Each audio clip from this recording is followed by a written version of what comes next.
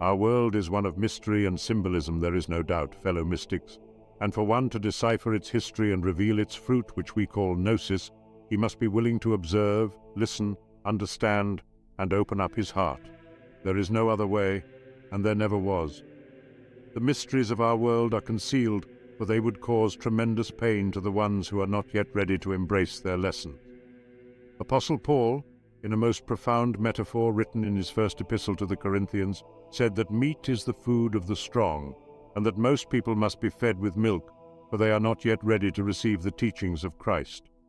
But those who seek shall always find the answers, for nothing stands in the way of the man whose heart is pure and virtuous.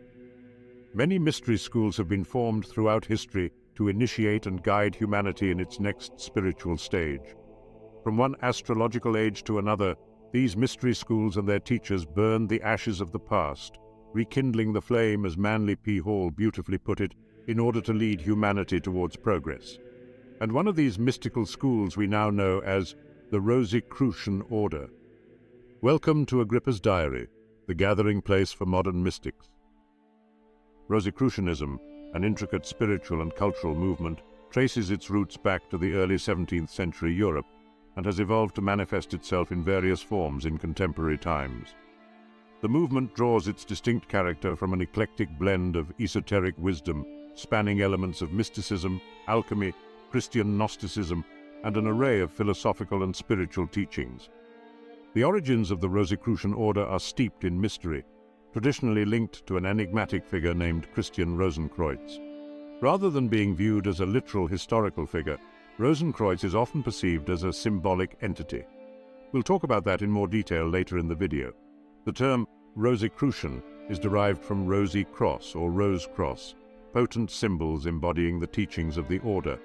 The public emergence of Rosicrucianism can be traced to two anonymous manifestos published in the early 17th century, Fama Fraternitatis Rosae Crucis, dated 1610, which translates to the fame of the Brotherhood of the Rosy Cross, and Confessio Fraternitatis, or the Confession of the Brotherhood, dated 1615. In 1617, a third anonymous volume was published, The Chemical Wedding of Christian Rosenkreuz. While the first two texts serve as an introduction to the laws and background of Rosicrucianism, The Chemical Wedding of Christian Rosenkreuz is particularly interesting for another reason. Drenched in profound allegory and symbolism, the story depicts the enigmatic Christian Rosenkreuz being invited to a celestial wedding. This spiritual nuptial ceremony, however, is not of the ordinary sort. It's a chemical wedding, a term that implies a process of alchemical transformation, a symbolic journey of purification and unification, akin to the refinement of base metals into gold in the alchemical tradition. Throughout the text, Rosenkreuz encounters an array of symbolic characters and undergoes trials, all of which serve as metaphorical representations of the inner transformational journey. His experiences are emblematic of the initiate's path to spiritual enlightenment and the transcending of dualistic consciousness. Thus, the chemical wedding not only paints an allegorical portrait of the alchemical process, but also provides a roadmap for spiritual transformation and illumination. These seminal texts hinted at the existence of a clandestine brotherhood of enlightened minds, guardians of ancient wisdom who were subtly shaping the spiritual evolution of humanity from the shadows. Rosicrucian teachings pivot around concepts of spiritual enlightenment and inner wisdom, with the goal of unraveling the profound mysteries of existence. The emphasis is on comprehending and practicing the metaphysical laws that govern the cosmos. Adherents are encouraged to align their lives with these laws, thereby promoting their personal development and contributing to the collective advancement of humanity. In an era marked by profound turmoil, the enticing promise of spiritual transformation beckoned many, with manifestos stimulating the quest for esoteric wisdom. Esteemed occult philosophers from the 17th century, including the likes of Michael Meyer, Robert Flood, and Thomas Vaughan, exhibited a keen interest in the Rosicrucian worldview. Within his fascinating work, Silentium Post Clamors, written in 1617, Meyer offered an evocative portrayal of Rosicrucianism, tracing its origins to a primordial tradition. He writes, "Our roots reach back to the Egyptian and Brahminic civilizations, intertwining with the profound mysteries of Eleusis and Samothrace. We draw inspiration from the Persian Magi, the intellectual pursuits of the Pythagoreans, and the enlightened thought of the Arabs. This passage is often used by modern organizations that claim Rosicrucian heritage to strengthen the argument that the Rosicrucian order has its roots in the mystery traditions, philosophy, and myths of ancient Egypt, dating back to approximately 1500 BCE. And while there is no solid ground on which one can stand when making this claim, it can't be denied that the symbolism, principles, and rituals performed by the Rosicrucians draw on those mystical and ancient sources. So, while the institution itself was officially formed in the late 16th or early 17th century, its roots go back much further in history. Throughout medieval Europe, mystical knowledge was often necessarily couched in symbolism or disguised and hidden in the love songs of troubadours, the formularies of alchemists, the symbolical system known as the Kabbalah, and the rituals of orders of knighthood. For example, Francis Thynne, one of the most intriguing figures of the 16th century and an adept alchemist, wrote a series of manuscripts that could serve as landmarks for Rosicrucian history. Thynne's fascination with the occult becomes prominently discernible in his treatise Homo Animal Social, a manuscript dated the 20th of October 1578. In it, he explores topics like Egyptian hieroglyphics and the Druids. He delves into the intricacies of notes, signs, tokens, characters, or voice signs that delineate general differences in sounds. Thynne exhibits an obvious enthusiasm for Kabbalah, lamenting the loss of what he considers the most profound knowledge, echoing the sentiments of the learned Kabbalist Mr. D, the author of Monas Hieroglyphica.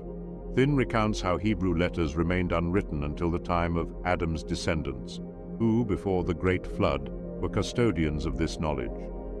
Citing Josephus, Thynne suggests that the descendants of Seth etched their knowledge of celestial phenomena onto pillars.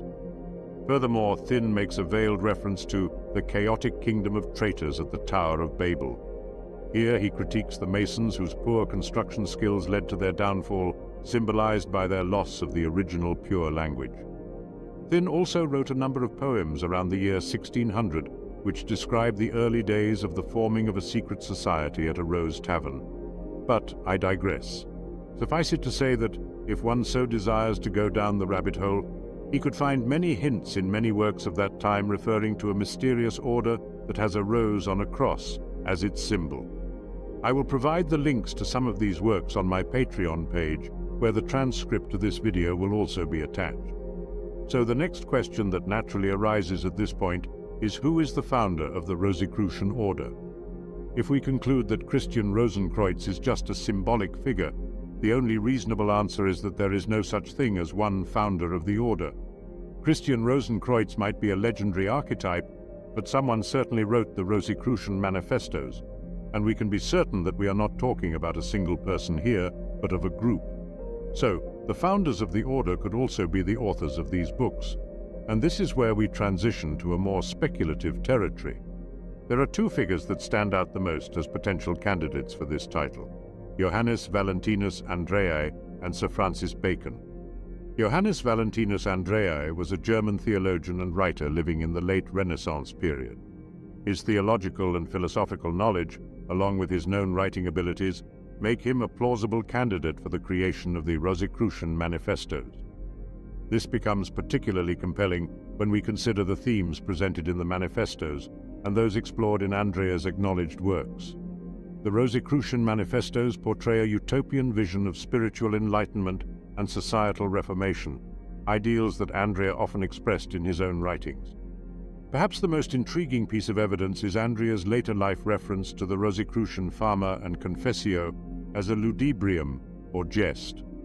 This statement has led some to believe that he may have had a direct role in the creation of these works, perhaps even as a sort of intellectual exercise or allegory that was later taken more literally by readers. Some scholars of esotericism suggest that Andrea said this to shield his clerical career from the wrath of the religious and political institutions of the day. Remember, this was still a time of great persecution, and some claim the Rosicrucians were the descendants of the Knights Templar, who were burned alive and persecuted for heresy by the Pope and King Philip IV. Around 1530, more than 80 years before the publication of the first manifesto, the Association of Cross and Rose already existed in Portugal in the convent of the Order of Christ, home of the Knights Templar, later renamed Order of Christ. 3 bochetes were, and still are, on the aboboda, or vault of the initiation room. The rose can clearly be seen at the center of the cross. In this historical context, those who could be labeled as Rosicrucians would face great persecution, so the founders and authors needed to exercise discretion. Andrea was also part of an intellectual circle in Tübingen, Germany, known for its interest in esoteric ideas and societal reform. This aligns closely with the themes presented in the Rosicrucian manifestos, lending further credence to the idea that he, possibly along with others in his circle, may have contributed to the creation of these texts. On the other hand, Sir Francis Bacon, a philosopher, statesman, and advocate of empirical science in England, has also been proposed as a potential author of the manifestos. Bacon was known for his vision of a society enlightened by knowledge, a theme that resonates strongly with the principles espoused in the Rosicrucian texts. This vision is perhaps most clearly articulated in his work, The New Atlantis, which describes a utopian society guided by scientific inquiry and wisdom. Moreover, there are numerous symbolic and thematic parallels between Bacon's writings and the Rosicrucian manifestos. Some enthusiasts and researchers have pointed out similarities in how Bacon and the manifestos discuss the pursuit of knowledge, the reconciliation of religion and science, and the transformative power of wisdom. However, while both Andrea and Bacon present compelling cases, it's important to remember that these theories are speculative in nature. The true origins of the Rosicrucian order and the authorship of the manifestos remain a mystery to this day. It's more likely that the Rosicrucian texts were the product of a collaborative effort by a group of like-minded individuals. In fact, some tie the formation of the Rosicrucian order to the Invisible College, the precursor group to the Royal Society of London. The concept of Invisible College is mentioned in German Rosicrucian pamphlets in the early 17th century. Ben Jonson, a contemporary of William Shakespeare, referenced this concept in his Masque, a type of allegorical theatrical entertainment called The Fortunate Isles and Their Union, performed in 1624. In this context, the Invisible College may have symbolized a group of wise and virtuous individuals who, although hidden from public view, exert a beneficial influence on society. This interpretation is similar in spirit to the Rosicrucian notion of a secret fraternity working behind the scenes to enlighten and reform the world. The idea of such an order, exemplified by the network of astronomers, professors, mathematicians, and natural philosophers in 16th century Europe, promoted by such men as Johannes Kepler, Georg Joachim Rheticus, John Dee, and Tycho Brahe, gave rise to the Invisible College. This was the precursor to the Royal Society founded in 1660. It was constituted by a group of scientists who began to hold regular meetings to share and develop knowledge acquired by experimental investigation. Among these was Robert Boyle, who wrote, "The cornerstones of the invisible, or as they term themselves, the Philosophical College, do now and then honor me with their company." If you saw my video on Isaac Newton, you already know he was also a member of the Royal Society and a devoted student of alchemy and Hermeticism. In fact, many individuals associated with the Invisible College were interested in alchemy and the Hermetic philosophy, which are also key elements of Rosicrucianism. So to conclude, one may confidently say that the Rosicrucian order was formed by a handful of individuals, which were prominent thinkers of that time, rather than one individual. But let's talk about Christian Rosenkreuz and his potentially symbolic meaning in this story. According to the legend, Christian Rosenkreuz was born in 1378. He was the last descendant of the Germelshausen, a noble German family which flourished in the 13th century. Their castle stood in the Thuringian forest on the border of Hesse, and they had embraced Albigensian or Cathar doctrines, combining Gnostic and Christian beliefs. The whole family was put to death by Conrad von Marburg, except for the youngest son, who was only 5 years old. He was carried away secretly by a monk who was an Albigensian adept from Languedoc. The child was placed in a monastery that had already come under the influence of the Albigenses, where he was educated and made the acquaintance of the 4 other brothers who were later to be associated with him in the founding of the Rosicrucian Brotherhood. The legend states that during his stay with the monk, Rosenkreuz was educated and prepared for a pilgrimage to the Holy Land. While on his journey, he eventually ended up studying in Damascus and then in Egypt. From there, he moved to Damcar, where he was initiated into the Magnus Opus, or Great Work of the Alchemists, and then to Fez in Morocco, which at the time was considered a center of learning. Fez is home to the University of Al-Qarawiyyin, which was founded in 859 AD and is often cited as the oldest continually operating university in the world. During his journey, he is said to have studied under Turkish, Arab, and Persian sages, possibly Sufi or Zoroastrian masters. But it was in Fez where Rosenkreutz is said to have been introduced to the elemental beings and started gaining a deeper understanding of nature and the universe. Manly P. Hall writes, "From the Arabians, CRC also learned of the elemental peoples and how, with their aid, it was possible to gain admission to the ethereal world where dwelt the genii and nature spirits. CRC thus discovered that the magical creatures of the Arabian Nights Entertainment actually existed, though invisible to the ordinary mortal. From astrologers living in the desert far from the concourse of the marketplace, he was further instructed concerning the mysteries of the stars, the virtues resident in the astral light, the rituals of magic and invocation, the preparation of therapeutic talismans, and the binding of the genii. CRC became an adept in the gathering of medicinal herbs, the transmutation of metals, and the manufacture of precious gems by artificial means. Even the secret of the elixir of life and the universal panacea were communicated to him.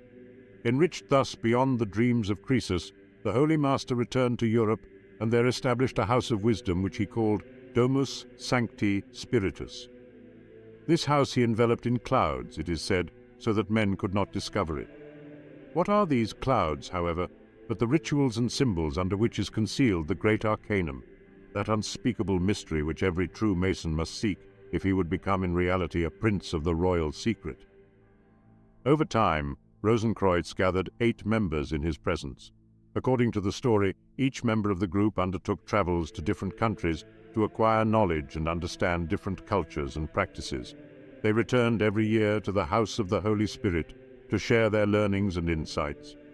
When Rosenkreutz died at the age of 106, his brethren buried him in a 7-sided vault inside the House of the Holy Spirit.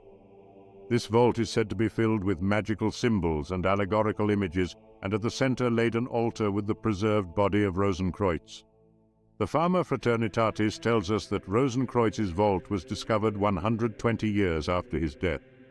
The vault was illuminated by an artificial sun, and the brothers found, among other things, a compendium of the knowledge Rosenkreutz had accumulated, inscribed in the mysterious Book M.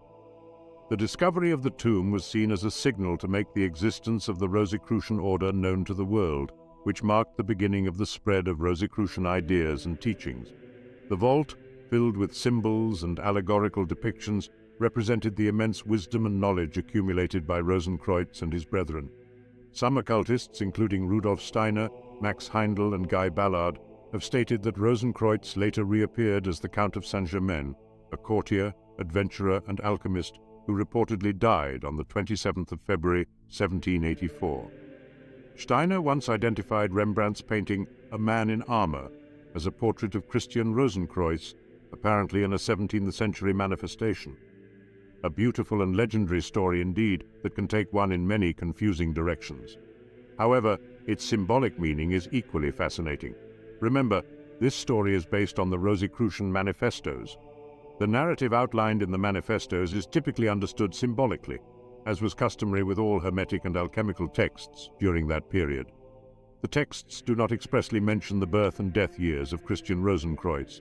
However, a pair of statements in the second manifesto suggests the year 1378 as the birth year of our Christian father. As mentioned earlier, according to the story, he lived to be 106, indicating his death in 1484. The establishment of the order is similarly inferred to have taken place around 1407. Yet these numbers and the derived years aren't interpreted literally by many occultism scholars. They perceive them as symbolic and allegorical cues intended for those who are initiated. This interpretation draws its rationale from the manifestos themselves. On one side, the Rosicrucians evidently embraced the Pythagorean tradition of visualizing objects and ideas numerically, as indicated in the manifestos. On the other, they plainly state, "We speak unto you by parables, but would willingly bring you to the right, simple, easy, and ingenuous exposition, understanding, declaration, and knowledge of all secrets. For example, the tomb of CRC is described in the Fama Fraternitatis as a 7-sided vault. On each of its 7 walls, there are inscribed 10 symbols or figures.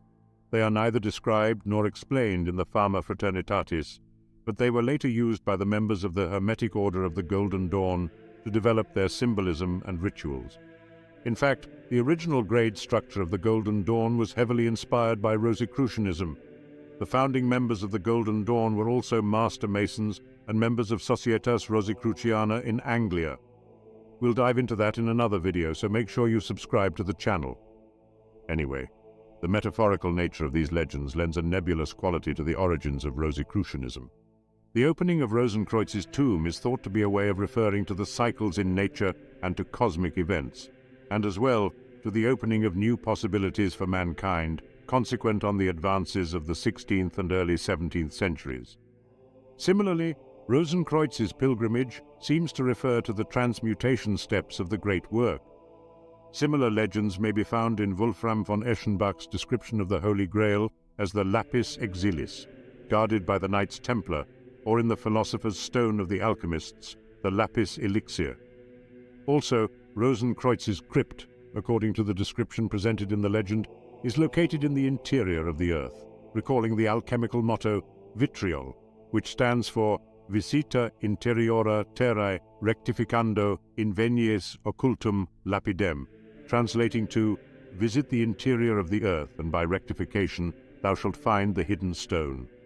Its meaning is the following: visit the interior of the earth represents the call to introspection and self-examination. The earth represents oneself or one's interior life, including the unconscious mind. The process urges one to delve deep into their own psyche to understand their true nature, thoughts, desires, and fears. Rectifying suggests the process of correction or purification. Once a thorough self-examination has been undertaken, the next step in the process is to purify oneself or to rectify errors, weaknesses, or flaws. This can involve various personal growth processes, moral improvements, and spiritual disciplines. Invenies occultum lapidem translates to, you will find the hidden stone. This represents the end goal of the alchemical process, achieving the Philosopher's Stone, which here represents self-realization, enlightenment, or inner transformation. This might be compared to achieving a state of wisdom, peace, or understanding, in which one has transcended base desires, compared to base metals in literal alchemy, and achieved a state of higher consciousness or spiritual purity, compared to gold. So, the Rosicrucians were also adept practitioners of spiritual alchemy, and not only that, they also left an indelible mark on Freemasonry. In fact, 2 Rosicrucian-inspired Masonic rites emerged toward the end of the 18th century. The rectified Scottish Rite, widespread in Central Europe where there was a strong presence of the Golden and Rosy Cross, and the ancient and accepted Scottish Rite, first practiced in France, in which the 18th degree is called Knight of the Rose Cross. According to Manly P. Hall, the secret doctrine that flows through Freemasonic symbols, and to whose perpetuation the invisible Masonic body is consecrated, has its source in 3 ancient and exalted orders. The first is the Dionysiac Artificers, the second the Roman Collegia, and the third the Arabian Rosicrucians. In his book, Lectures on Ancient Philosophy and Introduction to the Study and Application of Rational Procedure, the Venerable Hall writes, the mysteries of Egypt and Persia that had found a haven in the Arabian desert reached Europe by way of the Knights Templars and the Rosicrucians. The Temple of the Rose Cross at Damascus had preserved the secret philosophy of Sharon's Rose. The Druses of Lebanon still retain the mysticism of ancient Syria, and the dervishes, as they lean on their carved and crotched sticks, still meditate upon the secret instruction perpetuated from the days of the 4 caliphs. From the far places of Iraq and the hidden retreats of the Sufi mystics, the ancient wisdom thus found its way into Europe. Several initiated Rosicrucians were brought from the mainland to England, where they remained for a considerable time designing the symbolism of Freemasonry and incorporating into the rituals of the order the same divine principles and philosophy that had formed the inner doctrine of all great secret societies from the time of the Eleusinian in Greece.